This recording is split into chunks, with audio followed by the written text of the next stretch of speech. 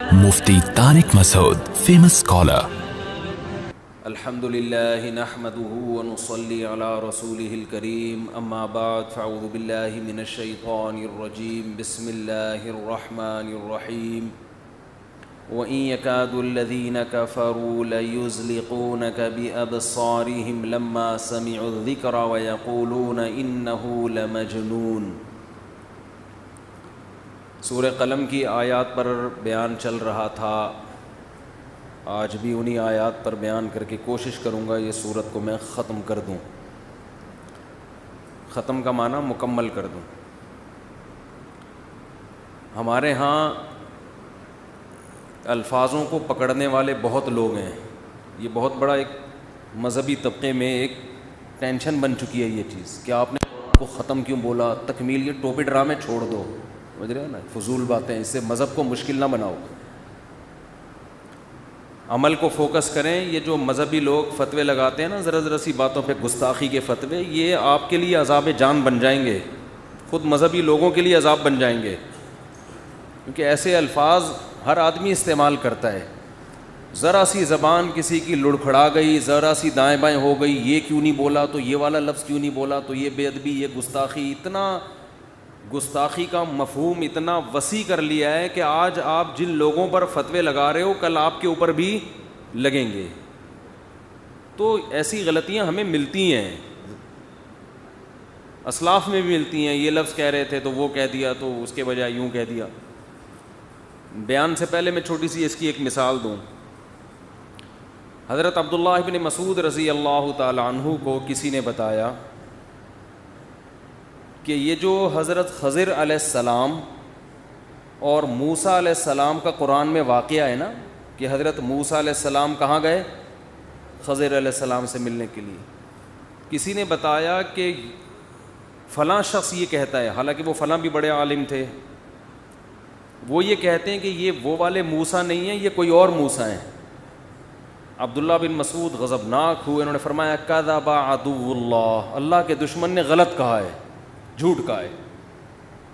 غضبناک ہو گئے کہ موسیٰ کلیم اللہ جو تھے ان کو کوئی اور موسیٰ بنا دیا. اب حضرت عبداللہ بن مسعود نے جن کے بارے میں کہا نا وہ بھی بڑے پہنچے ہوئے تھے. اب سوال پیدا تو ان کو اللہ کا دشمن کیوں کہہ دیا. اللہ کا دشمن تو کیا ہوتا ہے, کافر ہوتا ہے. کذبہ کا معنی جھوٹ, جبکہ وہ ثقہ ہیں, نہ وہ اللہ کے دشمن ہیں بلکہ وہ تو مسلمان ہیں, اور ساری امت کا عقیدہ ہے کہ وہ کیا ہیں, مسلمان بھی ہیں, نیک بھی ہیں. تو اب بہت سے لوگ عبداللہ بن مسعود رضی اللہ تعالیٰ عنہ کی بات کے مطلب لے کے اس کی تشریحات ہو رہی ہیں. ان کا یہ مطلب تھا, تو یہ مطلب تھا. ہمارے حضرت نے فرمایا کوئی مطلب نہیں تھا, غیرت میں ایک بات انہوں نے کہہ دی ہے, ٹھیک ہے نا. اس کی حقیقت مراد نہیں ہے کہ آپ اللہ کے دشمن کا ترجمہ کریں اللہ کے لفظ دشمن کے ساتھ, تو دشمن تو کافر ہوتا ہے. بھائی ایک غیرت میں ایک بات کہہ دی کہ بھائی جو موسیٰ تھے وہ وہی موسیٰ ہیں, کوئی اور نہیں ہے.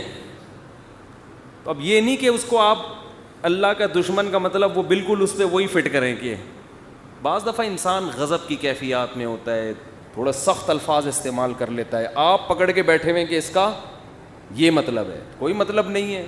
عبداللہ بن مسعود بھی ان کو مانتے تھے, نیک آدمی ہیں, بس ان کی بات کو سختی سے انہوں نے رد کر دیا. ہمارے دور میں اگر ایسا ہوتا ہم کہتے ہیں اس نے چونکہ فلاں کو اللہ کا دشمن کہا ہے. اب حدیثیں بھی کوٹ کرتے ہیں ہم, اللہ کا دشمن تو کافر ہوتا ہے. اور دوسری حدیث بخاری کی, جو بخاری یا مسلم کی حدیث نمبر, جو کسی مسلمان کو کافر کہے, سامنے والا کافر نہ ہو تو یہ خود کیا ہو جاتا ہے, کافر. اب یہ بال کی کیا اتارنی جا رہی ہے, کھال. اور یہ فتنہ, حوالے ہوں گے, حدیثوں کے حوالے بھی مل جائیں گے. ہم نے علماء سے بارہا سنا ہے کہ علم کی ایک بات اگر آپ کے پاس ہے تو اس میں 99 گنا عقل زیادہ ہوگی, تو وہ علم آپ صحیح استعمال کرو گے. علم جتنا ہے عقل اتنی نہیں ہے, تو وہ علم آپ کو غلط گائیڈ کرے گا. سمجھ میں نہیں, ابھی بیان شروع نہیں ہوا ہے, یہ تو میں ویسے ہی, شروع میں سلاد رائتا بھی ہوتا ہے نا, کھانے سے پہلے کیا پیش کیا جاتا ہے, سیلڈ وغیرہ پیش کیا جاتا ہے, رائتا پیش کیا جاتا ہے, تھوڑا سا سوپ پیش کیا جاتا ہے. بڑی محفلوں میں یہ ہوتا ہے, تو ہم بھی بیان سے پہلے تھوڑا سیلڈ رائتا وغیرہ پیش کرتے ہیں. بعض جگہ یہ سیلڈ زیادہ ہوتا ہے, کھانا کم ہوتا ہے. ترکی میں پوری, جیسے ہم اپنے بکرے دمبے کے سامنے رکھتے ہیں نا گھاس پھوس, ترکی میں آپ ہوٹل میں جائیں گے, ٹرے میں آپ کے سامنے ایسا ہی گھاس پھوس لا کے رکھ دیں گے. آدمی کہے گا میں کو بک رہا ہوں مجھے کیا کھلا رہے ہو. وہ کھاتے ہیں سیلڈ بہت کھاتے ہیں. خیر, تو اس لیے جو لوگ امت میں جوڑ پیدا کرنا چاہتے ہیں ان کا علم کا بیان کرنے کا انداز مختلف ہوتا ہے. جو توڑنا چاہتے ہیں وہ بھی دلائل سب کے سیم ہوتے ہیں. ایک ہی دلیل سے آپ توڑ بھی سکتے ہو, اسی دلیل سے آپ جوڑ بھی سکتے ہو. یہ آپ کا مزاج ہے کہ آپ چاہتے کیا ہو. ہر دلیل میں یہ صلاحیت ہوتی ہے کہ آپ آگ بھی لگا سکتے ہو اور آپ لوگوں کو جوڑ بھی سکتے ہو اس سے. تو اس کی بہت ساری مثالیں ہیں, پھر میں دوں گا تو میرا ٹاپک سارا چینج ہو جائے گا. دیکھو اس کی میں ایک مثال دوں. اکثر میاں بیوی کی لڑائیاں ہوتی ہیں نا, لوگ سلو کرواتے ہیں. تو آپ کا پھڈا, میاں بیوی کا پھڈا ہوا, شوہر کو جا کے آپ نے شوہر کے حقوق سمجھانا شروع کر دیے قرآن و حدیث کی روشنی میں کہ تمہارا بیوی پر کے اوپر یہ حق ہے. حدیث کا ریفرنس بھی ہے, بخاری میں مسلم میں سارے ریفرنس بھی. پہلے ہی پھڈا چل رہا ہے ان کا, پہلے ہی آپس میں کیا ہو رہی ہے, لڑائی ہو رہی ہے. آپ نے ریفرنس دیا کہ تمہارا تو اتنا بڑا حق ہے کہ نبی نے فرمایا اگر عورت کو سجدے کی اجازت ہوتی تو حکم دیا جاتا کس کو سجدہ کرے, شوہر. بات بھی, حدیث بھی صحیح ہے, ریفرنس بھی صحیح ہے. شوہر یہ سن کر غصہ ٹھنڈا ہوگا یا بھڑکے گا؟ بھڑک جائے گا, یار ہمیں تو پتہ ہی نہیں تھا, ہم نے تو 2 لگائے, ہمیں تو 4 لگانے چاہیے تھے تھپڑ اس کے. میں اتنا بڑا آدمی اور اس سے تمیز سے بات نہیں کر رہی ہے, میں اتنا عظیم الشان انسان ہوں, ٹھیک ہے نا, میری اتنی ویلیو ہے کہ اگر سجدے کا حکم ہوتا کسی کو تو عورت کو حکم ہوتا کس کو سجدہ کرے, مجھ کو. اور میری بیوی سجدہ تو دور کی بات, تمیز سے بات نہیں کر رہی ہے, ایک دم طیش میں آئے گا صحیح بخاری کی روشنی میں, حقیقت بتا رہا ہوں. اور اب بیوی کو جا کے بھڑکایا آپ نے کہ نبی صلی اللہ علیہ وسلم کا ارشاد ہے خیرکم خیرکم لأہلہ. حدیث کا ترجمہ بھی آپ نے کیا, کہ پہلے لفظی ترجمہ کیا کہ حدیث میں آتا ہے سب سے بہتر انسان وہ ہے جو اپنی بیوی کے لیے سب سے بہتر ہے. اگر تمہارا میاں گھر کے باہر لوگوں سے اچھی طرح سے بات کر رہا ہے, لوگوں سے مل رہا ہے, تمہارے ساتھ سلوک اچھا نہیں ہے, اللہ کی نظر میں 2 ٹکے کا آدمی نہیں ہے. یہی مطلب ہوا نا, حدیث کا صحیح مطلب تو یہی ہے.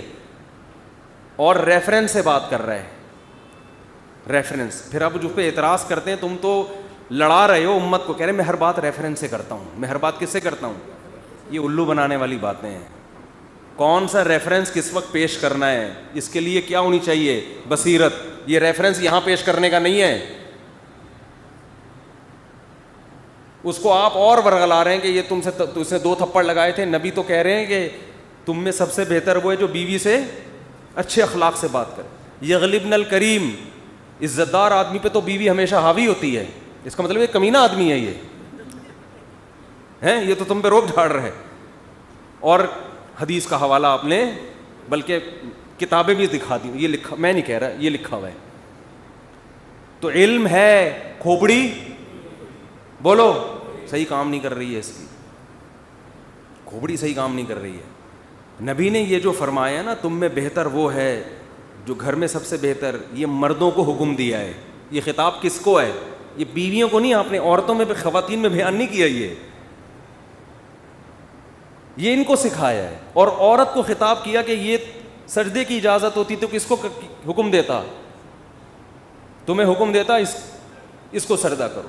آپ کیا کر رہے ہیں؟ ادھر والا ادھر لگا رہے ہیں, ادھر والا ادھر لگا, پھڈا ہو رہا ہے. عقل مند ہو گئے آپ تو آپ شوہر کو سمجھاؤ گے بھائی تو جھگڑ رہا ہے. دیکھو نبی صلی اللہ علیہ وسلم نے فرمایا اللہ نے عورت کو ٹیڑھی پسلی سے پیدا کیا ہے. پورا سیدھا دنیا میں آج کل مرد نہیں ہوتا, عورتیں کہاں سے ہوں گی پوری سیدھی. اور حدیث میں آتا ہے رسول اللہ صلی اللہ علیہ وسلم نے فرمایا کہ اذا ذهبت تقیمها, اگر تم پسلی کو سیدھا کرنے میں لگ جاؤ گے تکسرها, تو توڑ دو گے, وہ سیدھی نہیں ہوگی. الا وان کسرها طلاقها, اور آپ نے فرمایا عورت کو سیدھا کرنے کا مطلب اس کو طلاق دینا ہے, نتیجہ گھر ٹوٹنے پر ہوگا. اگر آپ میں تمیز ہوگی تو یہ والی حدیث ریفرنس کے ساتھ یہ پیش کرو گے, اور اس کو جا کے آپ سمجھاؤ گے کہ نبی صلی اللہ علیہ وسلم نے فرمایا جس عورت کا شوہر ناراض ہو کے رات کو سو جائے اس عورت کی تہجد بھی اللہ قبول نہیں کرتا. ریفرنس ٹھیک ہے نا, یہ ریفرنس میں اپنی طرف سے نہیں کہہ رہا. اب بات سے بات چل نکلی ہے تو کچھ حدیثیں اسی اصول سے حل ہو جاتی ہیں. بہت سی حدیثیں اسی اصول سے حل ہو جاتی ہیں. نبی صلی اللہ علیہ وسلم نے فرمایا, آج کل آپ نے دیکھا ہوگا بہت سے لوگ گناہ کرتے ہیں, کبیرہ گناہ کر رہے ہیں, گناہ پہ گناہ.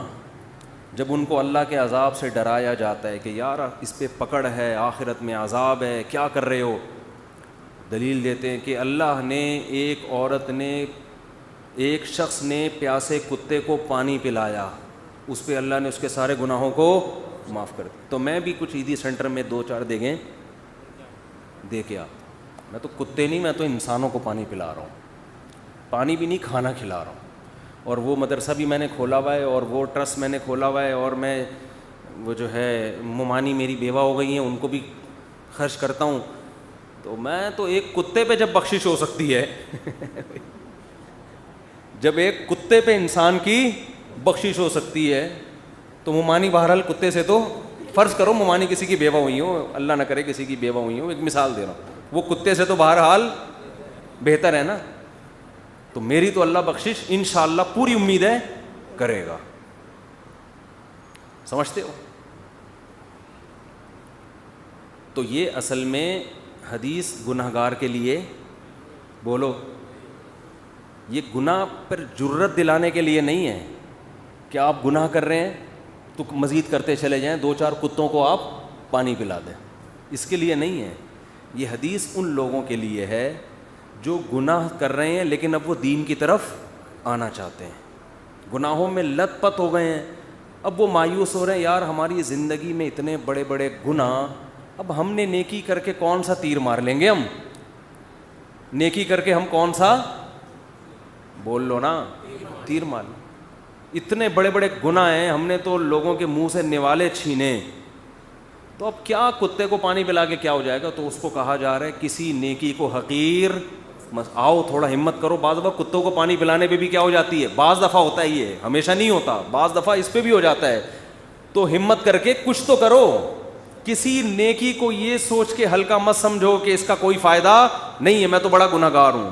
تو گنہگار کو نیکی کی ترغیب دی جا رہی ہے, گناہوں پہ تھپکی نہیں دی جا رہی کہ تو کرتا رہے تو 2-4 کتوں کو پانی پلا دیا کر بس, صحیح ہے نا, باقی جو بدماشیاں کر رہا ہے کرتا رہے. سمجھ میں نہیں آ رہی بات؟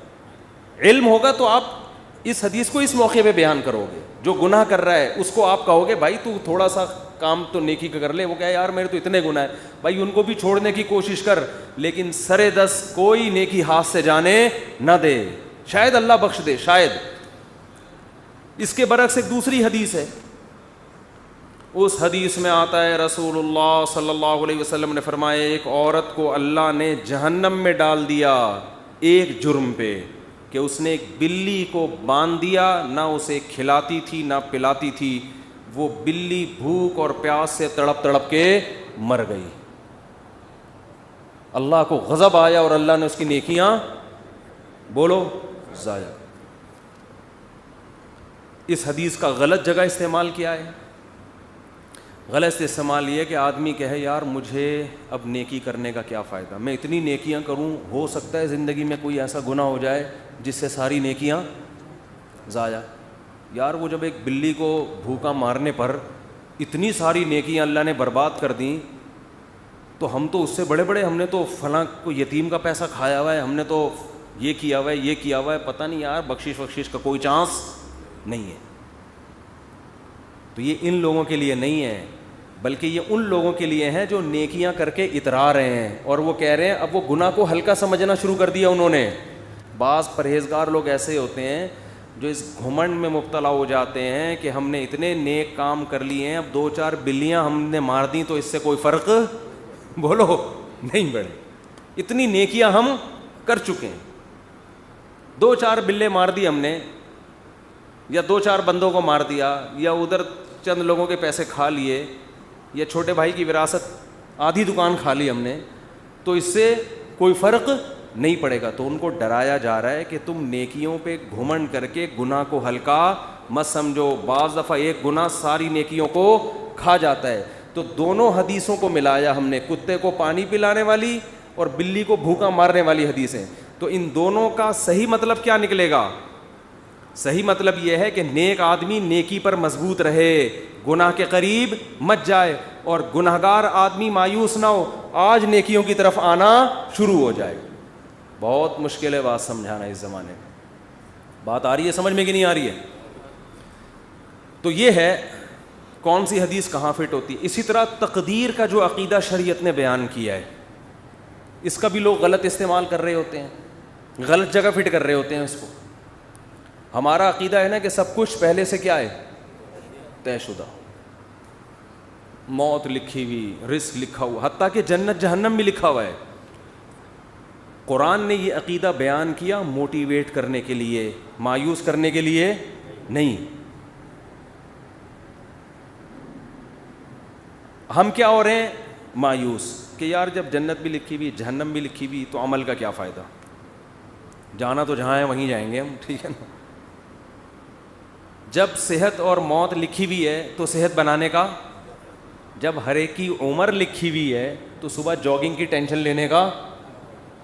بے بول لو کیا ہو گیا بھائی جب لکھا ہوا ہے کہ یہ بندہ 50 سال میں مرے گا, تھوڑا بڑھا لیتے ہیں احتیاطاً, 80 سال میں مرے گا, ایک مثال دے رہا ہوں, ہم کیوں جلدی ماریں اس کو 30 سال پہلے. 80 زیادہ ہو جائیں گے پھر تو وہ جاگنگ بالکل بھی نہیں کرے گا, 50 ہی کر لو. فرض کرو یہ بندہ کب مرے گا, 50 سال. تو جاگنگ کا کوئی فائدہ ہے صبح صبح اٹھنے کا, کولیسٹرول لیول چیک کرنے کا, شوگر, لڈو, احتیاط, موٹاپا کم کرو, یہ سب ٹوپی ڈرامہ ہے بھائی. موت تو کیا ہے, لکھی ہوئی ہے, لکھا ہوا ہے. ہمارے ہاں بہاری, میں بہاری نہیں ہوں لیکن ہمارے دوستوں میں بہاری ہیں, ان کے ہاں مشہور ہے کہ جب انسان کی شامت آتی ہے تو اونٹ پہ بیٹھے ہوئے آدمی کو بھی کتا کاٹ لیتا ہے, حالانکہ کتا وہاں تک, لیکن جب شامت آتی ہے کتے کو اللہ وہاں پہنچا دے, یا اونٹ کو بٹھا دیتے ہیں اس کو. ویسے شرافت سے اونٹ چلتا چلا جا رہا ہے, کتے کو دیکھ کے بیٹھ جاتا ہے زمین. بات بالکل صحیح ہے, جب شامت آتی ہے تو ایسا ہوتا ہے. یہ تقدیر کا عقیدہ ہے کہ جو ہے وہ ہوگا, لیکن مسلمان اس تقدیر کا غلط استعمال کر رہے ہیں. غلط استعمال کیا کر رہے ہیں, عمل کا کیا فائدہ جب جنت جہنم لکھی ہوئی ہے, صحت بنانے کا کیا فائدہ جب صحت اور بیماری پہلے سے لکھی ہوئی ہے, کرونا کا ٹیکہ لگانے کا کیا فائدہ, ویکسین کا کیا فائدہ, وہ تو جو مرنا ہے وہ تو مرے گا. اور اللہ بھلا کرے موٹاپا کم کرنے کا کیا فائدہ, بھائی شوگر لکھی ہوئی ہے. تو ایک شوگر کے مریض بیٹھے ہوئے تھے ایک ہوٹل میں, بچپن کا واقعہ ہے, وہ چائے میں چینی ڈال کے نا شہد بنا رہے, پینے لگا تو کسی نے بولا بھائی تجھے شوگر ہے مرے گا. اس نے کہا ابے ان چیزوں سے کچھ بھی نہیں ہوتا. اب تک انا للہ ہو چکا ہوگا, مجھے غالب گمان یہی ہے. ابے انسان ایک پھر کہنے لگے انسان کھاتا ہوا مرتا ہوا بھی اچھا لگتا ہے. میں نے کہا ابھی مر نہیں رہا نا اس لیے کہہ رہا ہے, جب مرنے لگے گا کہے گا یار نہ کھاتا ہوا مرتا ہوا اچھا لگ رہا ہے نہ بھوکا مرتا ہوا. مرتا ہوا کوئی بھی کسی کو اچھا نہیں لگتا, اپنے آپ کو بھی نہیں لگتا. آدمی کہتا ہے میں کیوں مر رہا ہوں. تو اسباب مسلمان اختیار نہیں کرتا, یہ سوچ کے کہ کیا ہے تقدیر میں گارڈ نہیں رکھتے نا علماء. بہت سے علماء کو ہم نے دیکھا ہے, اور آج کل اس کو سادگی سمجھی جاتی ہے, سمجھا جاتا ہے. ہم حضرت جی کے پاس گئے, کوئی گارڈ نہیں تھے, ڈائریکٹ گلے ملے ان سے جا کے, اتنے سادہ اللہ, اتنے نیک. بھائی اللہ بچائے, میں کسی بزرگ کو بے وقوف نہیں کہہ رہا, لیکن عمل سے تو یہی لگ رہا ہے اگر آپ مشہور ہیں اور خطرہ ہے اور آپ کے گارڈ نہیں ہیں تو کیا ہے, بولو حماقت ہے نا یہ. کیا کراچی میں تو ایک جو جس کے نہیں بھی خطرہ ہوتا وہ بھی مر جاتا ہے. کسی بھی وقت کراچی میں کوئی کسی کی جیب میں کسی بھی ٹائم پہ بم رکھ سکتا ہے کہ نہیں رکھ سکتا. یہ آپ کو پتہ ہے اتنے ہیروئن چی کہاں گئے, کراچی میں ہیروئن چی ایک دم غائب. مجھے نہیں پتا کہاں گئے, لیکن اڑتی سنی ہے, اللہ ہی جانے. کہتے ہیں کہ جب شروع میں ٹارگٹ کلنگ ہو رہی تھی, بم دھماکے, تو بہت سے ہیروئن چیوں کو, واللہ عالم صحیح خبر ہے جھوٹی ہے مجھے یقین پتہ نہیں ہے لیکن سنی ہے, لیکن ایک دم سے جو ہیروئن چی شارٹ ہو گئے, توبہ تو نہیں کر سکتے اتنی جلدی کہ سارے دھل دھلا کے نیک ہو گئے ہوں, لیکن شارٹ ہو ایک دم سے ہو گئے. تو بعض خبریں اس طرح کی بھی ہیں کہ بم بم رکھ کے ان کو جہاں پھٹوانا تھا کہ کسی نے پیسے کھلائے بھائی تو یہ پڑیا لے وہاں چلا جا, وہ وہاں گیا ڈرین بندہ ہی اڑا دیا. واللہ ہو سکتا ہے جھوٹی خبر ہو. تو ان حالات میں مسجدوں میں سیکیورٹی کا انتظام بولو نہیں. اس کو اچھا سمجھا جاتا ہے آپ کے گارڈ نہیں ہیں, سادگی ہے, اور ماشاءاللہ بہت نیک ہیں, کوئی بھی کسی بھی وقت گلے حضرت جی سے مل سکتا.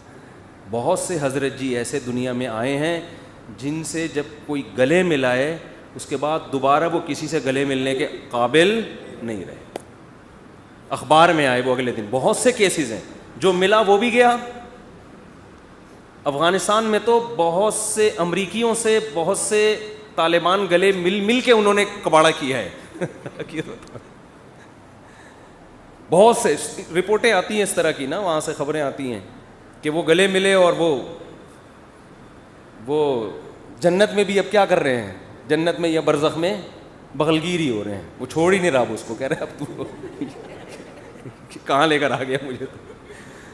تو جب ایسے حالات ہوں تو ایسے موقع پہ سیکیورٹی کا انتظام نہ کرنا اور یہ کہنا موت تو لکھی ہوئی ہے, جب آنی ہوگی آ جائے گی, یہ تقدیر کے عقیدے کا صحیح استعمال ہے یا غلط استعمال؟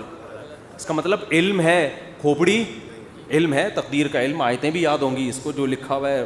حدیث میں آتا ہے رسول اللہ صلی اللہ علیہ وسلم نے عبداللہ بن عباس سے فرمایا وَعَلَمْ أَنَّمَا أَصَابَكَ لَمْ يَكُنْ لِيُخْطِئَكَ, اے نوجوان, اے غلام, لڑکے, یقین کر لے جو مصیبت تیرے مقدر میں لکھی ہے ایسا ہو ہی نہیں سکتا کہ وہ تجھے نہ پہنچے, اور جو چیز تجھے نہیں ملنے والی, جو نعمت, یہ ہو ہی نہیں سکتا کہ وہ نعمت تجھے مل جائے. رفعت الاقلام وجفت الصحف, تقدیر کے قلم سے اللہ نے جو لکھنا تھا لکھ کے قلم کو ہٹا دیا اور اس کی سیاہی بھی خشک ہو چکی ہے, اب اس میں چینجنگ نہیں ہو سکتی, سب کچھ طے ہو چکا ہے. لیکن اس کے باوجود نبی کی زندگی دیکھو, احتیاط.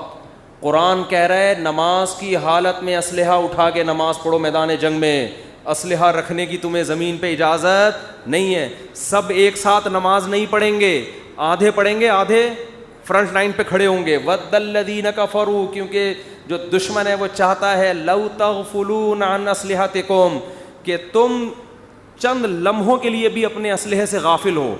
اور غافل ہو کے کیا کر رہے ہیں؟ نماز. یہ نہیں کہ کوئی خدا نخواستہ کوئی گناہ میں مشغول ہیں, اللہ کی طرف مشغولیت کی وجہ سے دشمن سے کیا ہو رہے ہیں؟ غافل. یعنی عبادت میں مشغول ہونے کی وجہ سے کیا ہو رہے ہیں؟ دشمن سے غافل. اس میں تو یہ ہونا چاہیے, ہم سے کوئی پوچھتا تو ہم کہتے بھائی تم اگر اللہ کے لیے اللہ کی طرف مشغول ہو نماز میں تو اللہ تمہاری حفاظت کرے گا, کیونکہ تم اللہ کے لیے, تم کوئی گناہ تھوڑی کر رہے ہو. اور اللہ نے حکم دیا نماز پڑھنے کا, تو اللہ کے حکم کو فالو کرتے ہوئے تم اگر نماز میں مشغول ہوگے تو مدد تمہاری غیب سے آئے گی. دشمن تمہاری طرف آنکھ اٹھا کے بھی نہیں دیکھے گا. نا اللہ نے فرمایا کہ نماز تو قائم کرنی ہے. سارے نہیں نمازی, وہ سب کو دیکھیں گے نماز پڑھ رہے ہیں, ایک ہی حملے میں سب کو قتل کر دیں گے. آدھے لوگ وہاں رہیں, آدھے کیا کریں؟ نماز پڑھیں. اور اگر یہ بھی ممکن نہ ہو, مثال کے طور پر اتنی بڑی تعداد نہیں ہے مجاہدین کی کہ آدھے وہاں رہ کے دفاع کر سکیں, تو اللہ نے فرمایا جماعت چھوڑ دو. فرجالاً او رکبانا, انفرادی بھی نہیں پڑھ سکتے تو پیدل موقع ملتا ہے چلتے ہوئے پڑھ لو, اور گھوڑے پر موقع ملتا ہے تو گھوڑے پہ نیت باندھ لو. گھوڑے سے اترنے کی بھی اجازت بولو نہیں آ رہی بات میرا خیال. تو یہ صحابہ بڑے آرام سے کہہ سکتے تھے بھائی جو لکھی ہوئی ہے وہ تو آ جائے, ہم تو نماز میں مشغول ہیں. ہمارے حضرت کے ہاں پہرا ہوتا تھا نماز کے دوران. جب حضرت نماز پڑھاتے تھے ممبر پہ گارڈ آ کے کھڑا ہوتا تھا, ایسے ریپیٹر لے کے یوں دیکھ رہا ہوتا تھا. بہت سے لوگوں نے حضرت کو لکھا یہ کون سا اسلام ہے؟ نماز میں ہم اللہ کی طرف مشغول ہیں اور محراب پہ ممبر پہ کون کھڑا ہوا ہے؟ گارڈ کھڑا ہوا ہے. نماز کے دوران یہ کیا ہے؟ میں نے فرمایا کہ نماز کے دوران نہیں بم پھٹ سکتا کیا؟ نماز کے دوران کوئی نماز توڑ کے نمازیوں پہ فائرنگ نہیں کر سکتا. یہ کون سی کتاب؟ یہ تو کسی کتاب میں نہیں لکھا کہ جی اللہ نے کہا ہے کہ جب تم نماز پڑھو گے تو نہ بم پھٹے گا, نہ کوئی دہشت گرد اندر داخل ہو سکتا ہے, اور تم سب سجدے میں ہوگے تو فرشتے تمہاری حفاظت میں لگے. نہ قرآن میں بھی نہیں لکھا, نہ حدیث کسی کتاب میں نہیں لکھا. یہ بہت سے مسجدوں میں بم دھماکے نماز کے دوران ہوئے ہیں. اچھا کچھ ویڈیوز میں نے دیکھی یوٹیوب پہ, اس میں بتایا کہ امام کا تقویٰ دیکھیں, زلزلہ آیا امام صاحب کھڑے ہوئے ہیں نا, کام پی رہے ہیں کھڑے ہوئے, زلزلہ آ رہا ہے امام صاحب کیا کر رہے ہیں, ایک ایک کر کے مقتدی کھسک رہا ہے لیکن امام صاحب زندہ باد. یہ حماقت ہے پرلے درجے کی. نبی نے فرمایا نماز میں اگر سانپ دیکھو تو یہ نہیں فرمایا کہ خشوع و خضوع میں مشغول رہو, سانپ تمہارا کچھ بھی نہیں بگاڑے گا. صحیح بخاری مسلم کی غالباً حدیث ہے, آپ نے فرمایا اس کو مارو, قتل کرو سانپ کو. نماز توڑ دیں آپ جا کے, اس کو قتل کریں. بھائی کسی کو مار دے گا, نماز پڑھ لینا آرام سے, ورنہ نماز جنازہ ہوگی تھوڑی دیر میں پھر 15-20 آدمیوں کی. اللاجیکل باتیں آج بہت سے مذہبی لوگوں کا حصہ بن چکی ہیں, ان کی سوچ کا. اللاجیکل بات جب کریں گے, بات ایسی کریں گے, آدمی کہے گا تو چپ رہتا تو زیادہ اچھا. اللاجیکل بات, اور اس کو سمجھتے ہیں بزرگی اور کمال. اسی وجہ سے مار بھی کھا رہے ہیں لوگ. بہت سے دینداروں سے نفرت کرنے لگے ہیں کہ یار ان کی باتیں کھوپڑی میں آنے والی نہیں ہے, یہ پتہ نہیں کون سے زمانے کی باتیں کر رہے ہیں, یہ بس نہیں چلا جا سکتا دین پہ بھائی. یہ تو میں یہ عرض کر رہا تھا, ادھر قرآن نے حکم دیا کہ نماز کے دوران بھی, کیونکہ ایسا نہ بلا وجہ کلاشن کوفے لے کے مسجدوں میں آ جائیں جہاں خطرہ ہو. میدان جنگ میں تو خطرہ ہوتا ہے نا, تو قرآن کیا کہہ رہا ہے, نماز میں بھی آپ نے اسلحہ اٹھا کے نماز پڑھنی. اور آدھے لوگ ادھر ہوں گے, یہ بھی نہ ہو فرجالن او رکبانا, تو پیدل یا سوار ہو کے نماز پڑھو. جماعت سے نماز ایسے موقع پہ کیا ہے, معاف ہے, کیونکہ اصل مسئلہ کیا ہے, وہاں کا مسئلہ ہے, پہلے اس کو نمٹاؤ. اور سناؤں آپ کو آگے میں, پوری امت کا اس پر اجماع ہے کہ اگر دشمن آپ کے قیدیوں کو ڈھال بنا کے لے آئے سامنے, لڑائی ہو رہی ہے, بہت سے آپ کے مسلمان قیدی دشمن کی قید میں تھے, سمجھ رہے ہیں, بہت سے آپ کے مسلمان قیدی کہاں تھے, دشمن کی قید. میدان جنگ میں وہ سامنے لے آئے ان کو فرنٹ پہ, معصوم بچے ہیں یا عورتیں ہیں یا معصوم مسلمان ہیں. اب آپ اگر فائر کریں گے تو کس کو لگے گا, مسلمان کو. آپ اگر تیر چلائیں گے تو ہو سکتا ہے کوئی معصوم بچے کو. میدان جنگ میں انہوں نے ڈھال بنا دیا, آپ کے لیے جائز ہے فائر کرنا ایسے موقع. وجہ اس کی یہ کہ اگر اس بیس پہ آپ رک گئے تو وہ غالب آ جائے گا, وہ تو آپ کو قیدی بنا کے لے جائے گا, وہ تو آپ کو اس سے زیادہ قتل کرے گا. اب مجبور ہیں, آپ نے نیت کرنی ہے دشمن کو مارنے کی, لیکن چونکہ لاجک کیا کہتی ہے, لاجک یہی کہتی ہے بھائی آپ کے علاوہ اب آپ کے پاس اس کے علاوہ کوئی آپشن نہیں ہے, کیونکہ وہ ہمیشہ پھر یہ کریں گے. تو اس لیے ایسے موقع پہ جنگ میں اگر آپ کے اپنے جو ڈھال بنائی ہوئی انہوں نے ان بندوں پہ گولیاں لگ رہی ہیں, تو تمام فقہا کا اس پر اجماع ہے کہ میدان جنگ میں آپ کو اجازت ہے اپنے آدمی قتل کرنے کی. نیت اپنے آدمیوں کی نہ ہو, نیت کس کی ہو, ان کی ہو. یہ مجبوری ہے, اس کے بغیر ہو نہیں سکتا.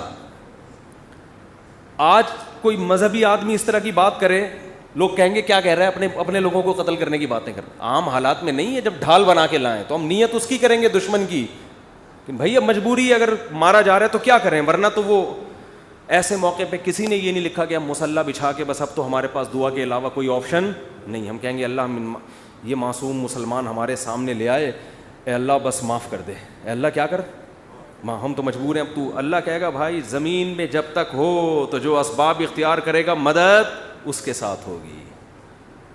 سمجھ رہے ہو, مدد کس کے ساتھ ہوگی, جو گراؤنڈ ریئلٹی کو دیکھے گا. جنگ میں ایسا ہوتا ہے, چالیں چلی جاتی ہیں جنگ میں, مختلف حربے استعمال کیے جاتے ہیں. تو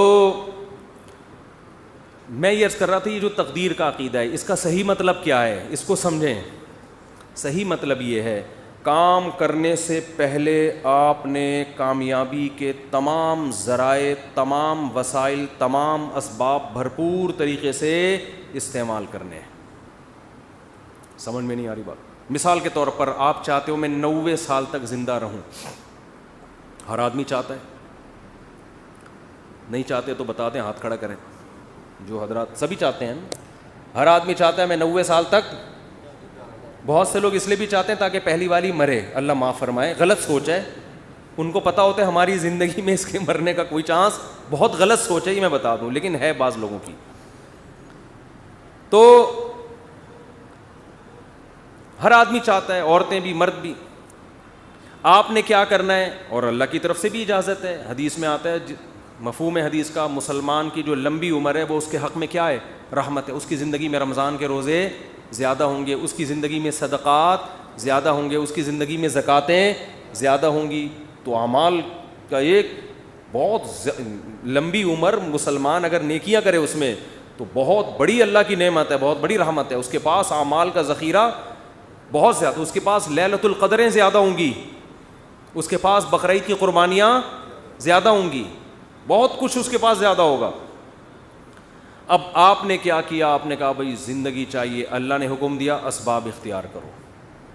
سمجھتے ہو, جو بھی اسباب, اور ہر چیز کے ماہرین سے پوچھا جاتا ہے کہ اس کا سبب کیا ہے. آپ چاہتے ہو, آپ کے پاس W11 ہے, مزدہ ہے, آپ چاہتے ہو کہ یہ لانگ لائف ہو اس کی, تو آپ مفتیوں سے پوچھو گے, آپ کس سے پوچھو گے, میکینکس, جو مزدہ کے میکینک ہوتے ہیں. آپ کے پاس 1 to 5 ہے, آپ 1 to 5 کے جو میکینک ہیں ان سے پوچھو گے, یار میں چاہتا ہوں جو میری بائک آج جیسی چمک رہی ہے اور جیسی انجن کی پاور آج ہے 20 سال کے بعد بھی یہ ایسی رہی, تو آپ کو بتائے گا بھئی آئل جلدی چینج کر لیا کرو, مینٹیننس کا خیال کرو, یہ کرو, وغیرہ وغیرہ وغیرہ.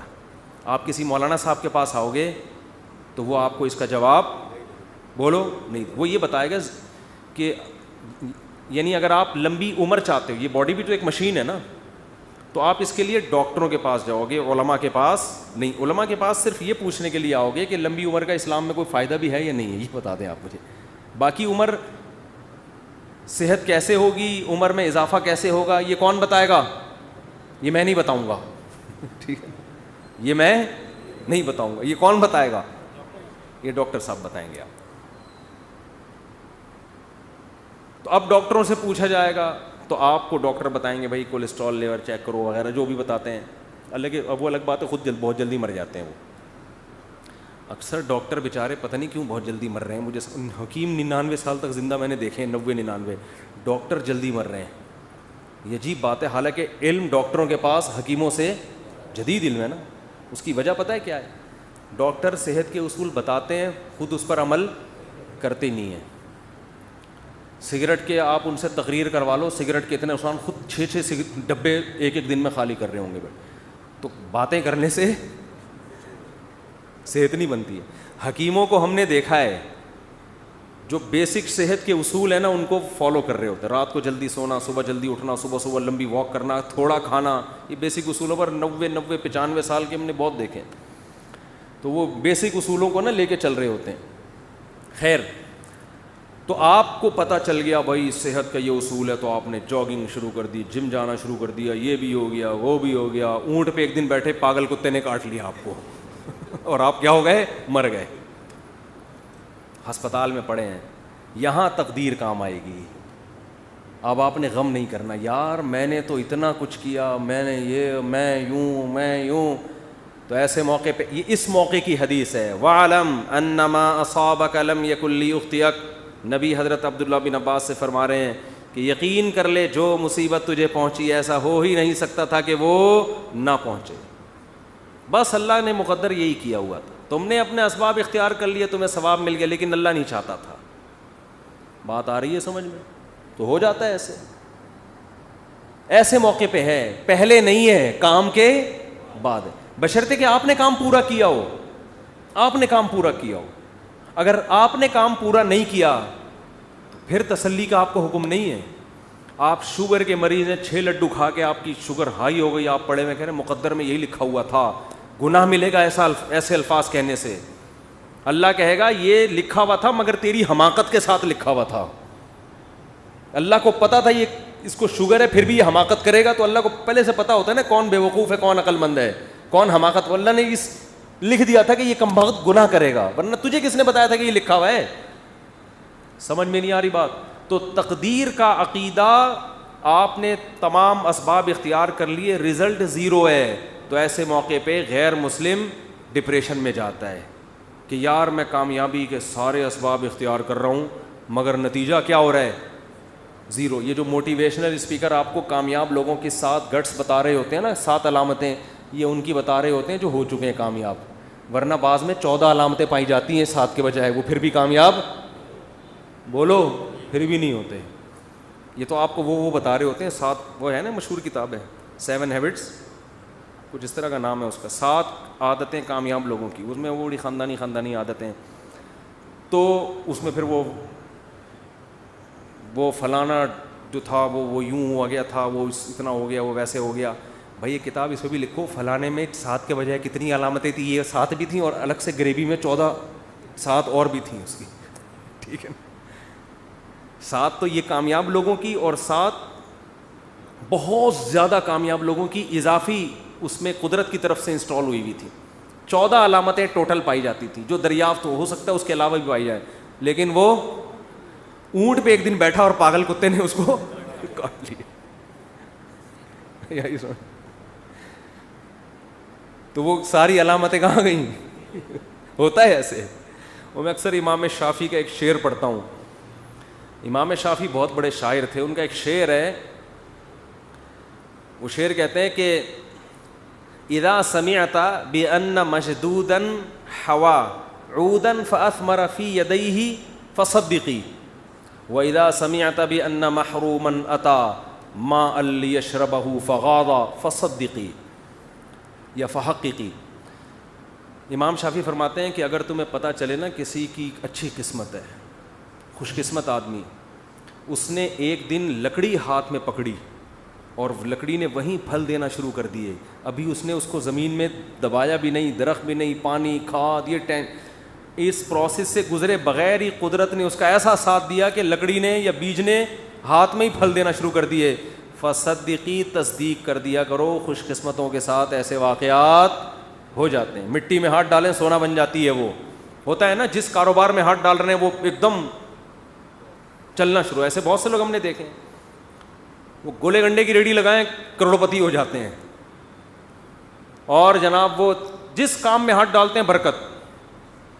اور ایسے لوگ بھی ہیں, کوئی کروڑپتی تاجر نے ان کو بلا کے صرف چائے پلا دی اپنی دکان پہ, مشورہ لے لیا چھوٹا سا, اور کاروبار ٹھپ ہونا شروع. کروڑوں کے کاروبار جب ان کے حوالے کرو تو ایک دم بیٹھ جاتا ہے وہ.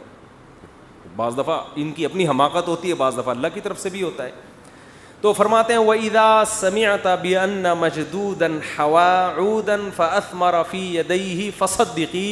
خوش قسمت آدمی کے بارے میں اگر تم نے سنا کہ لکڑی ہاتھ میں پکڑی اور اس نے پھل دینا شروع کر دیا, مان لیا کرو ایسے واقعات ہو جاتے ہیں خوش قسمتوں کے ساتھ. وَإِذَا سَمِعْتَ بِأَنَّ مَحْرُومًا أَتَى. اور جو بدقسمت آدمی ہے اس کے بارے میں کبھی یہ خبر سننے کو ملی کہ اس کو صرف پانی چاہیے تھا, کوئی کروڑوں اربوں روپے بھی اس کی خواہش بیچارے کی نہیں, وہ کہہ رہے ہیں پانی مل جائے, مجھے پیاس لگ رہی ہے, اور اسباب ایسے پیدا ہوئے کہ بھرا ہوا کنواں, اب تو ملے گا ہی پانی. اب وہ خوش ہو گیا کہ اب تو میری قسمت جاگ گئی. بھائی صرف 1-2 گلاس نہیں, کنواں کیا ہے, بھرا ہوا اور میرے قریب ہی ہے, اب تو پانی تو ملے گا, میں تو کروڑوں بھی نہیں مانگ رہا اللہ سے. وہ پانی پینے کے لیے آیا, کنویں نے اس کو دیکھ کے, پانی نے جب اس کو دیکھا اس کو دیکھ کے نیچے ہو گیا کہ تجھے نہیں پی, سب کو ملے گا تجھے نہیں ملے گا. یعنی پانی نے جب اس کو دیکھا نا یہ آیا ہے, پانی نے کہا میں نیچے جا رہا ہوں. میں اس کو دیکھ کے, یہ شاعری میں تو تھوڑا مبالغہ ہوتا ہے بات سمجھانے کے لیے, اس کو بھی لوگ پڑھ کے بیٹھ جائیں گے یار امام شافعی اتنے بڑے محدث, یہ کیسی باتیں ہیں. بھائی یہ سمجھانے کے لیے ہے نا, یہ سمجھانے کے لیے. تو کہتے ہیں وہ دیکھ کے نیچے چلا جائے تو کیا کرنا ہے, حقیقی اس کو بھی صحیح قرار دے دیا کرو. یار ہوتا ہے بعض دفعہ اونٹ پہ بیٹھے آدمی کو کتے کاٹنے کا مطلب یہی ہے. تو لیکن یہ کب سوچنا ہے, کام ہونے کے بعد. جیسے غزوہ احد میں مشورے ہوئے, سب کچھ ہوا, شکست ہو گئی, تو اللہ نے کیا فرمایا, غم کرنے کی اجازت نہیں. تلک الایام نداولها بین الناس. یہ ایام ہم الٹ پلٹ کرتے ہیں, کبھی ان کو فتح, کبھی تمہیں فتح, کبھی ان کو شکست, کبھی تمہیں شکست. بس یہ تو اللہ کے, اگر ہمارے ہی اس کاموں سے سب کچھ ہونے لگے تو ہم میں اور اللہ میں کوئی فرق رہے گا پھر؟ ابے کیا ہو گیا بھائی, کیوں سمجھ میں نہیں آ رہا, تو یوں ہی تھوڑا سا کیا کرو نا. اگر ہمارے ہی کرنے سے سب کچھ ہو رہا ہو تو پھر ہم میں اور اللہ میں کوئی فرق ہے؟ پھر تو ہم تو اللہ بن گئے نا. جو کر رہے ہیں وہ ہو رہا ہے, ایسا نہیں ہے. بعض دفعہ ہم کچھ کریں گے ہو جائے گا, بعض دفعہ پورا زور لگا دیں گے کچھ بھی نہیں ہوگا. مائیکل جیکسن نے صحت اور زندگی پر جتنا زور لگایا تھا نا زندہ رہنے کی, اس نے ایسی کوشش کی ہے کہ میں اور آپ خواب میں بھی اس کوشش کا تصور نہیں کر سکتے. دیکھو ہمیں نہیں پتا ہمارے گردے صحیح کام کر رہے ہیں کہ نہیں کر رہے ہیں, ہمیں نہیں پتا ہم نے تو لنگس ونگس کا کوئی ٹیسٹ کرایا نہیں, چل رہے ہیں توکل پہ یار, سانس آ رہا ہے, صحیح ہوں گے انشاءاللہ اللہ نے چاہا. ہم تو اس امید پہ جی رہے ہیں, اور اللہ نہ کرے گردے خراب ہو گئے, ہمارے پاس تو اسپیئر میں کوئی گردہ عین موقع پہ ہوگا, پہلے میں فلاں کا گردہ پکڑ, فلاں کا گردہ پکڑ, وہ بھی ریلیشن, لوگوں کو پتہ نہیں ملتا بھی ہے کہ نہیں ملتا, یہ ٹینشن ہوگی کہ نہیں, ملے لگ گیا ٹھیک ہے, نہیں لگا انا للہ و انا الیہ. مائیکل جیکسن نے کہا یہ رسک میں نہیں لے سکتا. مائیکل جیکسن نے کوئی بندہ پکڑا, ڈاکٹر صاحب اس کا گردہ لگ سکتا ہے؟ ڈاکٹروں نے کہا ہاں لگ سکتا ہے. اس نے کہا تیرا گردہ میں نے اتنے کروڑوں میں خرید لیا, ابھی اپنے اندر ہی لگا رہنے دے. اگر بالفرض فیوچر میں مجھے کڈنی کی ضرورت پڑی تو تیرا جو رائٹ والا کڈنی ہے وہ تیرا نہیں ہے, وہ کس کا ہے؟ میرا, اور اس کے ایڈوانس پیسے پکڑا. یہ ہر مہینے پیسے دینا یہ حرام ہے, یہ اسلام میں یہ جائز نہیں ہے, لیکن ان کے یہاں کیا حلال حرام, جب ڈانس کرنا حلال ہے ان کے تو باقی کیا رہ گیا. تو یہ سارے جو پارٹس جو لگ سکتے ہیں اس کے پہلے سے سودے ہوئے گئے. ہم کورونا کے باوجود غلط کر رہے ہیں, گلے مل رہے ہیں ایک دوسرے سے, اچھا کام نہیں ہے. اگر اس وقت مائیکل جیکسن زندہ ہوتا نا, کورونا کی ٹینشن سے ویسے ہی اس نے مر جانا تھا, کہ بتا رہا ہوں, کیونکہ وہ ہاتھوں میں گلوز پہنتا تھا کہ کسی کے ہاتھ سے ہاتھ مس ہوگا, اور جراثیم کی الیک میں برداشت نہیں, میں اپنے جراثیم کو کسی دوسرے کے جراثیم کو عید ملنے کی اجازت نہیں دے سکتا اپنے جراثیم کے ساتھ. اگر وہ غالب آ گئے اور میرے والے کمزور پڑ گئے تو میرا کیا بنے گا. آرمی بھیجی انہوں نے کہ بھائی اس کو اٹھاؤ, اس کا اتنا بڑا شو ہونے والا ہے, کروڑوں روپے کے ٹکٹ بک گئے ہیں, پولیس آئی, فوج آئی, نیٹو نے حملے کیے ہوں گے, اٹھ جا بھائی. اس نے کہا بھائی میں ایسا سویا ہوں مجھے دنیا میں کوئی بھی نہیں اٹھا سکتا, کیونکہ یقین نہیں آ رہا تھا کہ یہ کیسے سو گیا یار, پتہ ہی نہیں چلا کب روح نکلی ہے, دار خالق حقیقی سے جا ملی. تو یہاں مائیکل جیکسن کے لواحقین اول تو ہوتے ہی نہیں, ان لوگ کے لواحقین بھی نہیں ہوتے زیادہ, ان لوگوں کے لواحقین بھی زیادہ, نہ شادی ہوتی ہے نہ بچے ہوتے ہیں, لواحقین تو ہم لوگ کے ہوتے ہیں بھائی. میں نے بتایا تھا نا گدھے کا کوئی باپ اس کو گدھا نہیں کہہ رہا مائیکل جیکسن کو, ایک مثال دے رہا ہوں. گدھے کا نہ ماموں ہوتا ہے, نہ خالہ ہوتی ہے, نہ پھپھی, نہ چاچا, نہ بھتیجا, نہ بھانجا.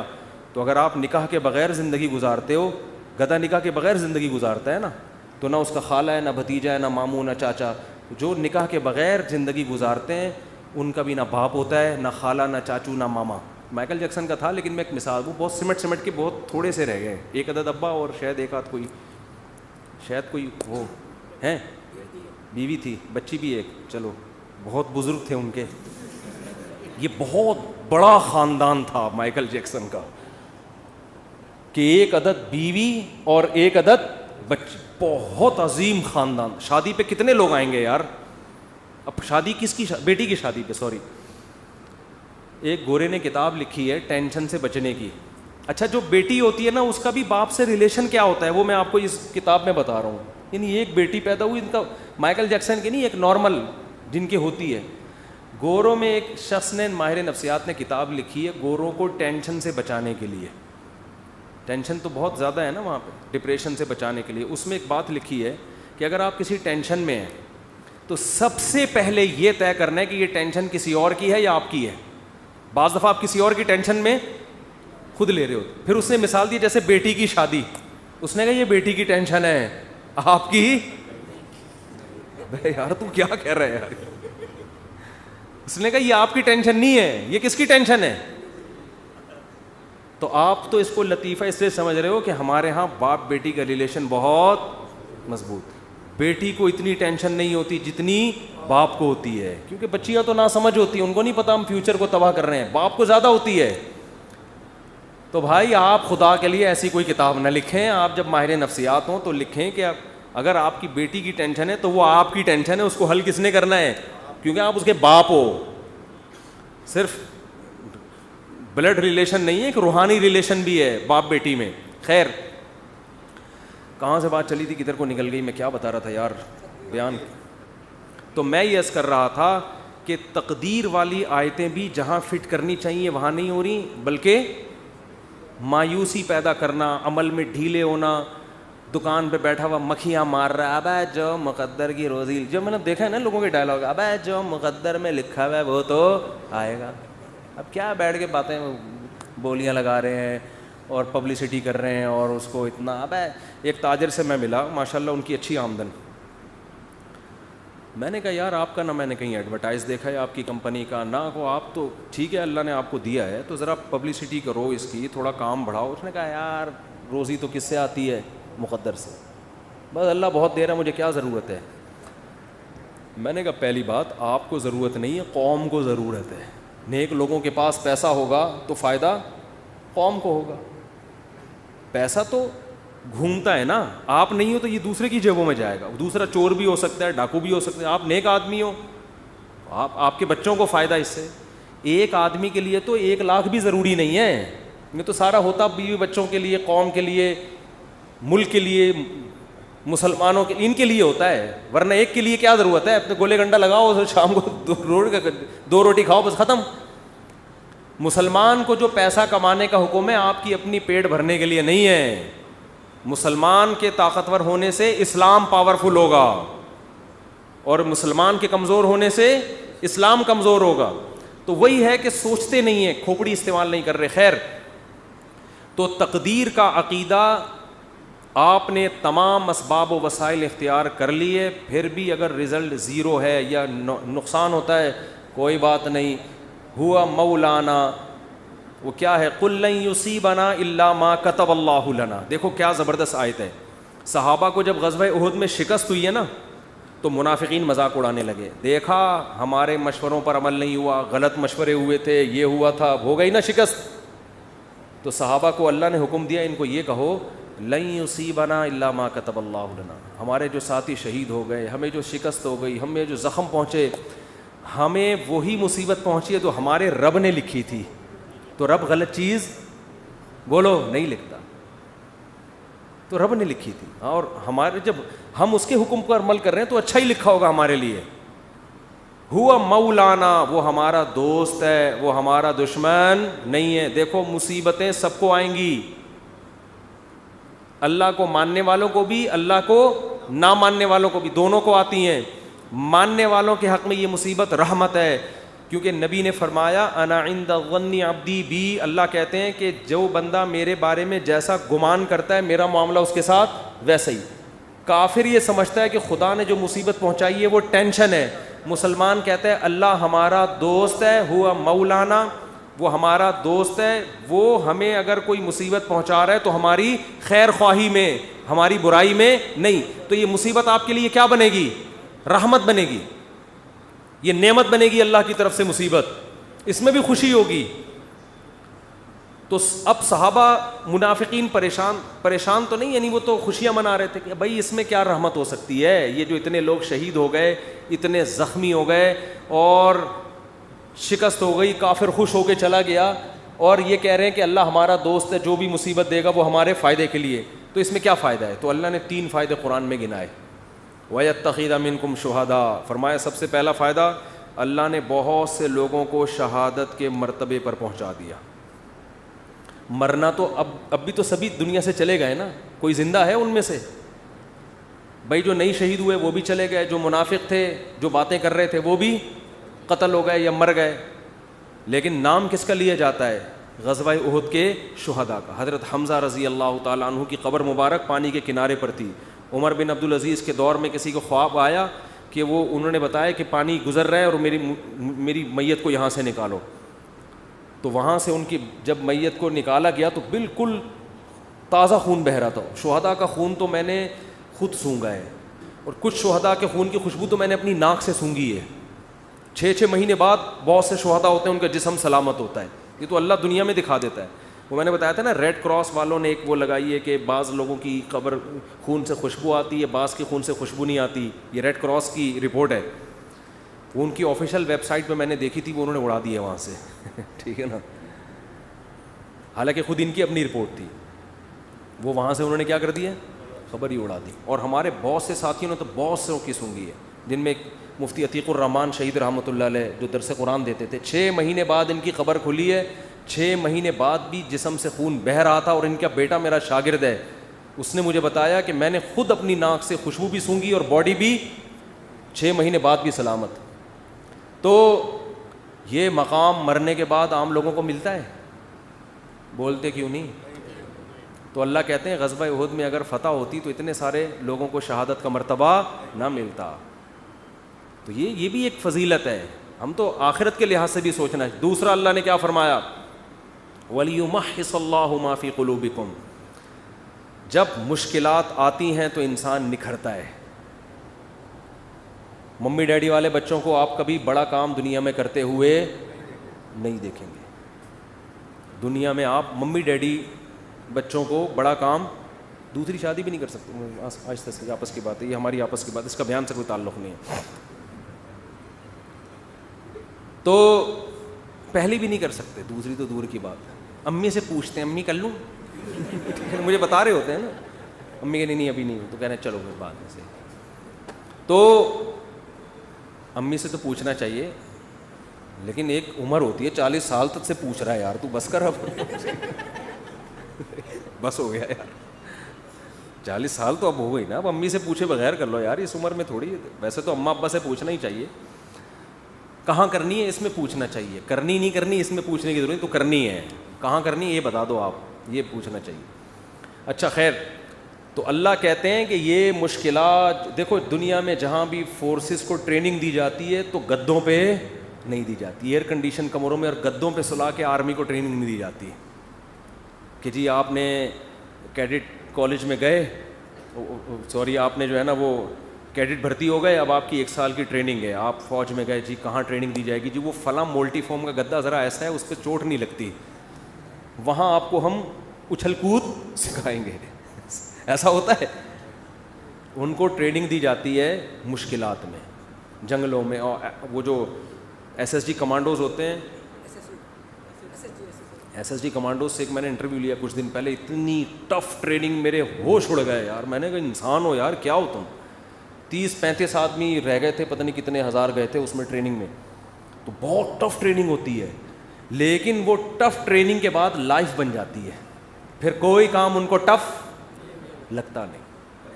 اس نے مجھے بتایا کہ SSG ٹریننگ میں اتنی ٹف ٹریننگ ہوتی ہے, جنگلوں میں چھوڑ دیتے ہیں بغیر پانی کے, بغیر خوراک کے, اور اس ٹف ٹریننگ میں بہت سے لوگ بھاگتے, جو بھاگنے چاہتا ہے اس کو بھاگنے دیتے ہیں کہ بھئی یہ زبردستی والا کام نہیں ہے. بھاگتے بھاگتے تھوڑے سے لوگ آخر میں رہ جاتے ہیں. تو ٹف ٹریننگ کا فائدہ کیا ہوتا ہے, لائف آپ کی بن جاتی, پھر کوئی کام آپ کو ٹف لگتا نہیں, آپ چل سکتے ہو, آپ دوڑ سکتے ہو, پھر بہت اچھی زندگی گزرتی ہے, آپ ہنسی خوشی زندگی. جیسے پاکستانی جب باہر جاتا ہے تو سویڈن اور آسٹریلیا جیسے ملک میں ان کو ٹینشن نہیں ملتی تو وہ پاگل ہونے لگتے ہیں. اتنی ٹینشنیں دیکھی ہوتی ہیں, وہاں جا کے گوگل پہ ٹینشن لکھ کے تلاش کر رہے ہوتے ہیں, بھائی کہیں سے کوئی ٹینشن ملے تو ہمیں سوڑا, جتنی بجلی استعمال کر رہے ہو اتنا بل آ رہا ہے.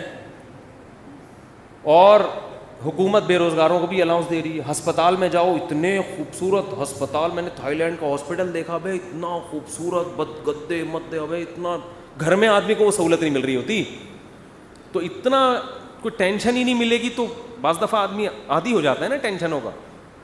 دوسری شادی والا تو ایسے ملکوں میں رہ ہی نہیں سکتا, حقیقت بتا رہا ہوں آپ کو میں. تو میں یہ عرض کر رہا تھا, قرآن نے کیا کہا کہ جو زخمی ہوئے اور یہ جو اتنا مسائل آئے, اس سے اللہ تمہارے دلوں کو کیا کر رہا ہے, نکھار پیدا کر. شاعر نے کہا ہے نا, آئینہ بنتا ہے رگڑے لاکھ جب کھاتا ہے دل, کچھ نہ پوچھو دل بڑی مشکل سے بن پاتا ہے دل. دل کو جب رگڑے لگتے ہیں نا, خواہشات کے خلاف چلتا ہے انسان, پھر دل کیا ہوتا ہے, چمکتا ہے. جس کی ہر خواہش پوری ہو اس کا دل مردہ ہو جاتا ہے. تبھی رمضان میں نور پیدا ہوتا ہے دل کے اندر, بھوکا پیاسا رہ کر کھانے پینے سے نور پیدا نہیں ہوتا, نحوست آتی ہے, ہر خواہش آپ کی پوری ہو رہی ہے. تو تیسری اللہ نے نعمت یہ بیان کی کہ منافق اور مخلص میں اللہ نے کیا فرق کر دیا ہے, فرق. اگر ہمیشہ فتوحات ہوتی رہیں گی تو پتہ کیسے چلے گا اپنا کون ہے اور غیر کون؟ پھر تو بھیڑ چال ساری دنیا اکٹھی ہو جائے گی. اب اس پر ایک اشکال ہوتا ہے کہ اللہ تو خود بھی تو بتا سکتا ہے کہ منافق کون ہے اور نیک آدمی, اتنی ٹینشن میں تو نے ہم لوگ کو ڈال کے بتایا ہے. تو اللہ نے فرمایا وما کان اللہ لیطلعکم علی الغیب, اللہ کی عادت نہیں ہے کہ غیب کی خبریں تمہیں بتاتا رہے. اللہ نے دنیا کو دارالاسباب بنایا ہے, اسباب میں ڈالے گا تم نکھرو گے, اس سے پتہ چلے گا اپنا کون ہے اور غیر کون. اگر اللہ نہیں کرنا ہوتا تو سب کچھ اللہ ویسے ہی کر دیتا. اللہ تمہیں آزمائے بغیر تمہارے دل کو اچھا بنا دیتا, اللہ ویسی شہادت کا دنیا میں ہی ثواب دے دیتا سب کو, جو مرو گے شہید والا ہی ثواب ملے گا. بھئی یہ دنیا دارالاسباب ہے, پہلے اس پروسیس سے گزرو گے اس کے بعد رزلٹ. تو 3 فائدے اللہ نے قرآن میں بتا دیے, شکست کے باوجود کتنے فائدے ہوئے ہیں؟ 3. اور اللہ نے کہا کہ منافق جو تمہارا مذاق اڑا رہے ہیں ان سے کہو لن یصیبنا الا ما کتب اللہ لنا, ہمیں تو وہی مصیبت پہنچی ہے جو اللہ نے لکھ دی ہے. ہوا مولانا, وہ ہمارا دوست ہے. اور هل تربصون بنا الا احدى الحسنيين ونحن نتربص بكم, ہمیں تو کامیابی ہے, لیکن ہم جو تمہارے ساتھ انتظار کر رہے ہیں ہونے والا کیا ہے؟ جو ٹینشن تمہیں پہنچے گی وہ اللہ کی رحمت نہیں ہوگی. وہ کیا ہے؟ ان یصیبکم اللہ بعذاب من عنده او بایدینا, ہماری تلوار سے تمہیں عذاب ملے گا یا اللہ کی طرف سے جہنم میں. یعنی یا تو اللہ ہم سے تمہیں لڑوا کے تمہیں شکست دے کے تمہیں ذلیل کرے گا, رسوا کرے گا, یا آخرت میں اللہ تمہیں رسوا. تو بات سمجھ میں آ رہی ہے تقدیر کے عقیدے کا فائدہ کیا ہو رہا ہے؟ کام سے پہلے تو اسباب اختیار کرنے, کام ہونے کے بعد ما کتب اللہ لنا, جو مقدر میں تھا. اس سے بڑا سکون ملتا ہے خدا کی قسم. اور جن کا تقدیر پر ایمان نہیں ہے نا, ساری زندگی کنفیوز, ساری زندگی. بہت سے لوگ ہم نے دیکھے کاروبار میں بہت مشورے کر لیے سب کچھ, اب کاروبار شروع کیا, یار پتہ نہیں یہ والا کرنا چاہیے تھا کہ بھی نہیں کرنا چاہیے تھا. ہماری ایک ریلیٹو خاتون تھی, انہوں نے اپنے بچے کو کون سے اسکول میں پڑھانا ہے 6 مہینے لگا دیے ان کی کھوپڑی میں بات. پھر اسکول میں ایڈمیشن کروایا تو ٹینشن, وہاں والا زیادہ اچھا تھا یہاں والا. یہ کنفیوژن اس کو ہوتی ہے جس کا تقدیر پر ایمان. بھئی آپ نے اسباب اختیار کر کے ایک فیصلہ کر لیا, فتوکل علی اللہ, کیا کرنا ہے اللہ پہ توکل. شادی بیاہ میں بہت ہوتا ہے یار یہاں کرنی ہے کہ وہاں کرنی ہے کہ یہاں کر, پھر جب ہو گئی ابے یار وہاں کر لیتا تو, مجھے بتا بھی رہے تھے. یہ انسان کی فطرت ہے. ہم جب کالج میں پڑھتے تھے نا تو ہمارے ایک دوست تھے, ان کو پینٹیں خریدنے کا بہت شوق تھا, پہننے کا بھی خریدنے کا بھی. تو ہم ایس ایم سائنس کالج سے نکلتے, یہ بولٹن مارکیٹ میں نا پوری پینٹوں کی شرٹوں کی دکانیں ہیں. ان کے بچے اب تو ماشاء اللہ بیٹھے ہوئے ہیں, بیان میں یہ بیٹھے ہوئے, ان کے ابا کی بات کر رہا ہوں. تو وہ کیا ہوتا تھا, وہ پینٹ خریدی, گھنٹہ لگا دیتا وہ. اب تو نیک بن گئے, ان کے ابا کی بات کر رہا ہوں, وہ ناراض نہ ہو جائے. وہ بیان میں ایڈیٹنگ بھی وہی کرتے ہیں, یہ والا قصہ نکال نہ دیں کہیں, بیان میں ایڈیٹنگ بھی انہی کے ذمہ ہے. گھنٹہ لگا دیتے تھے وہ ہمارے دوست صاحب پینٹ خریدنے میں, یار یہ والی نہیں, یہ والی, یہ والی نہیں, یہ والی. 1 گھنٹے کے بعد جب خریدی تو اگلی دکان میں جو پینٹ ہے وہ اس سے اچھی, یار یہ والی. تو یہ انسان کی نیچر ہے, یہ سب کے ساتھ ہوتا ہے. آپ منڈی سے جانور خریدیں, صبح سے لے کے رات تک خریدنے میں لگا دو گے آپ. سودا لے کے جیسے ہی نکلے, ابے یار یہ کتنے کا, یہ 80 کا, ابے میں نے 85 میں کیا پکڑ لیا یار. یہ ہوتا ہے. اپنی چیز کے علاوہ دنیا کی ہر چیز اسی وقت اچھی لگنا شروع. شادی کرتے ہی اپنی بیوی کے علاوہ ہر ایک کی بیوی اچھی لگنا شروع ہو جاتی ہے. یہ شادی شدہ لوگوں کے ساتھ مسئلہ ہے. جیسے ہی شادی کریں گے نا اپنی کے علاوہ ہر ایک کی اچھی لگ رہی ہے. یہ ان لوگوں کی عادت ہے جن کا تقدیر پر ایمان بولو نہیں ہوتا. تو آپ نے ہر کام سے پہلے اسباب اختیار کریں. جب کام ہو گیا تو بھائی اللہ کے لیے, میرے اللہ کے علم میں میرے لیے اس سے بہتر نہ گائے تھی نہ بیوی تھی, ٹھیک ہے, نہ بچڑا تھا نہ بیوی, نہ بکرا, نہ, اللہ کے علم میں میرے لیے اس سے بہترین بکرا کوئی بھی نہیں تھا. اگرچہ یہ صبح سے بک رہا ہے, بول رہا ہے کچھ نہ. تو اسی طرح جب خوب محنت کرو, جب ہو گئی شادی ہو گئی, اللہ کے علم میں اس سے بہتر میرے لیے کوئی بیوی ہو نہیں سکتی. اس کی خامیاں ہیں یار, خامیاں تو سب میں ہوتی ہیں. ہمارے حضرت فرمایا کرتے تھے کہ جب تک شکر کا جذبہ پیدا نہیں ہوگا, جب تک یہ عقیدہ نہ رکھیں کہ جتنی خوبصورت میری بیوی ہے, چاہے وہ جتنی ٹیڑھی میڑھی ہو, آڑی ترچھی, اللہ کے علم میں میرے لیے اس سے خوبصورت کوئی بھی نہیں تھی. وہ ہوں گی بہت ساری, وہ میرے لیے اللہ نے پیدا ہی نہیں کی. میرے لیے جتنی عورتیں تھیں نا, ان میں سب سے خوبصورت یہ تھی. جب تک یہ جذبہ نہیں ہوگا آپ کو سکون. اور عورت بھی یہ سوچے بھائی جتنے میرا میاں کتنا ہی آڑا, ڈینٹنگ پینٹنگ کا بہت کام ہے اس میں, ٹھیک ہے نا, بہت کام ہے, لیکن اللہ کے علم میں میرے لیے اس سے بہتر ہسبینڈ ہو نہیں سکتا. وہ ہوں گے. وہ خواتین کی بھی عادت ہے ناشکری والی. عورتیں اکثر اپنے میاں سے بحث کر رہی ہوتی ہیں, اس کے میاں کو دیکھا وہ تو یہ شاپنگ کراتا ہے, وہ تو یہ خریداری کرتا ہے. اس کے میاں میں جو خامیاں ہیں وہ بیان نہیں ہوتی. ایک صاحب کہنے لگے, ایک خاتون نے کہا کہ بھئی وہ انگریز شوہر ہے, وہ اتنا تھینک یو, اتنے اچھے اخلاق سے اپنی بیوی سے بات کرتا ہے, اور ایک آپ وہ گالیوں سے بات شروع کرتے ہو, گالیوں پہ ختم کرتے ہو. تو میں نے کہا گالیاں والی تو نہیں دینی چاہیے, لیکن اس کو بولو یہ جو انگریز ہوتے ہیں نا, صرف تھینک یو کے علاوہ ایک دھیلا اپنی بیوی کو دے کے دکھائے. تو آپ اپنی وائف سے بولو کہ سارا نان نفقہ میرا معاف کر دو, گیس بجلی کا بل معاف کر دو. پھر اور اس ہر نوٹ کے بدلے میں ایک تھینک یو. نہیں آ رہی بات, ہر نوٹ کے بدلے میں ایک تھینک یو. تو تھینک یو کی گردان پوری بیٹھ کے سنا دے گا, زندگی میں کبھی اس کی پیشانی میں بل نہیں آئے گا. تو یہ انسان کی نیچر ہے, دوسرے کی خامیاں نظر نہیں آتی, خوبیاں, اور اپنے والے کی خوبیاں نظر نہیں آتی, خامیاں نظر آتی ہیں. یہ مرد کے ساتھ بھی ہوتا ہے, عورت کے ساتھ بھی. لیکن جن کی طبیعت میں اللہ نے شکر کا جذبہ رکھا ہے, تقدیر پر ایمان رکھا ہے, وہ کہتے ہیں اللہ کے علم میں میرے لیے اس سے بہتر کوئی بھی نہیں.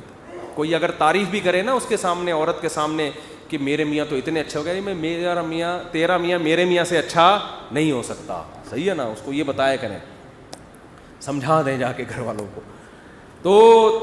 تو بیان یہاں سے شروع ہوتا, بس ختم کرتا ہوں اب میں. یہاں سے بیان شروع ہوا تھا کہ کون سی حدیث کدھر فٹ کرنے کی ہے.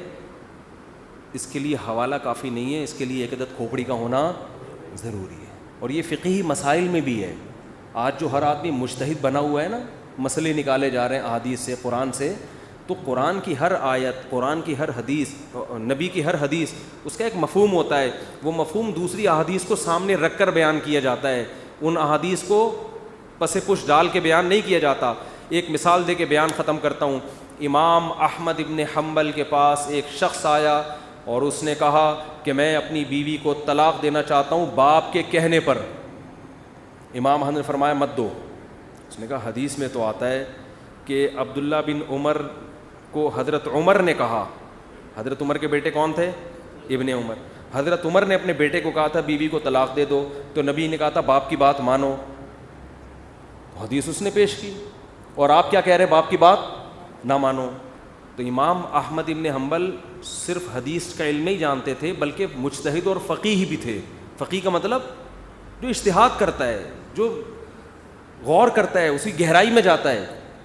انہوں نے فرمایا حل ابو کا مثل عمر, کیا تمہارے ابا عمر جیسے ہیں بھائی؟ نبی کو پتہ تھا یہ بات کس کی ہو رہی ہے, عمر کی. وہ اگر حکم دے رہے ہیں تو یہ غلط حکم نہیں ہو سکتا. تمہارے ابا کا کیا بھروسہ بھائی, ایسے ہی کسی کا گھر اجاڑنے میں لگے ہوئے ہوں. تو آج اگر ہم کہیں کہ بھائی ماں جب بھی کہے بیوی کو طلاق دے دو, باپ جب بھی کہے, تو پہلے ہی شادیاں نہیں ہو رہی, اس کے بعد جو ہوئی ہے وہ بھی بیٹھ جاؤ آرام سے. تو اس میں دیکھنا پڑتا ہے, حدیث کے ریفرنس حوالے سب لے کے بیٹھے ہوئے ہوتے ہیں. اس لیے علماء کہتے ہیں مجتہد کو فالو کیا جائے گا, پروفیسروں کو فالو نہیں کیا جائے گا قرآن و سنت کے بارے میں, مجتہدین کو. تبھی تو ان 4 اماموں پر امت نے اعتماد کیا ہے, ابو حنیفہ, مالک, شافعی, احمد بن حنبل. اگر اتنا آسان ہوتا تو امت کہتی کوئی بھی آ جائے بھائی ریفرنس کے ساتھ, بس جو بھی حدیث پیش کرے گا ہم اس کی بات مانیں گے, ایران توران میں ہم نہیں پڑھیں گے. تو ہم مجتہدین کی اتباع کا حکم دیتے ہیں, ہم باپ دادا کی اندھی اتباع کا حکم نہیں دیتے, اندھی تقلید کا حکم نہیں دیتے. تو اللہ تعالی ہمیں فقہی بصیرت عطا فرمائے. اور کون سی چیز کہاں لگانی ہے اس میں ہمیں اللہ بصیرت عطا فرمائے. بیان کہاں سے شروع ہوا تھا لیکن چلو جو ہوا صحیح ہو گیا. سوال دے دو. حدیث میں آتا ہے کہ دیندار لڑکی کو نکاح میں ترجیح. سوال یہ کہ لیکن بہت دیندار ہو لیکن پسند ہی نہیں آ رہی ہو تو پھر نہ کرو اس سے. بہت سی دیندار ایسی میں جو دیندار بھی ہو پسند بھی آئے نا. تو حدیث کا مطلب ہے کہ جب بہت ساری پسند آ رہی ہوں تو ان میں دیندار کو مالدار پہ ترجیح دو. بہت سے لوگ مال کو دیکھ رہے ہوتے ہیں زیادہ, تو دیندار کو ترجیح دو کس پر؟ باقیوں پر. اور بعض دفعہ یہ بھی ہوتا ہے کہ کوئی تھوڑی خوبصورت ہے, کوئی زیادہ خوبصورت ہے, جو کم ہے وہ دیندار ہے لیکن بہت بدصورت بھی نہیں ہے, تو دین کی وجہ سے اس کا ایک عیب پہ کیا ہو گیا, تلافی ہو گئی. تو دین کو ایسے موقع پہ ترجیح دینی چاہیے. اور آپ کو پتہ ہے حدیث میں آتا ہے سوداء ولود احب الی اللہ من الحسناء التي لا تلد. حضرت عمر کا قول ہے کالی سیاہ عورت جو اولاد کثرت سے جنے اس سے نکاح اللہ کو زیادہ محبوب ہے اس خوبصورت عورت سے جو آپ کو نسل نہ دے. اسلام میں نسل کی اتنی ویلیو ہے کیونکہ ہم گدھے گھوڑے نہیں, ہم خاندانی لوگ ہیں. اولادیں بھی ہوتی ہیں, بہویں بھی ہوتے ہیں, داماد بھی, پوتے بھی اور نواسے بھی. گدھے کا ماموں نہیں ہوتا, یہ یاد رکھو. اللہ عمل کی توفیق عطا فرمائے, گدھا بننے سے بچنے کی توفیق عطا فرمائے.